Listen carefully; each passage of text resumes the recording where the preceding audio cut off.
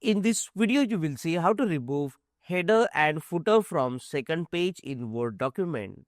To do that, first click here on the View tab, then click on Multiple Pages and then reduce the zoom so you will be able to see multiple pages side by side like this. Now double click inside the header and you will see the option of different first page under the header and footer tab. Click on this option so the first page header will be removed. Now cut paste the header from second page to first page. Then cut paste the footer from the second page to first page and double click inside the document. Now as you can see, we have header and footer on the first page and nothing appears from the second page in Word document.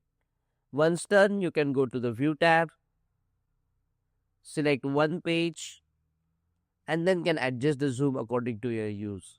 Click on that like button, comment below and let me know if this video solved your problem.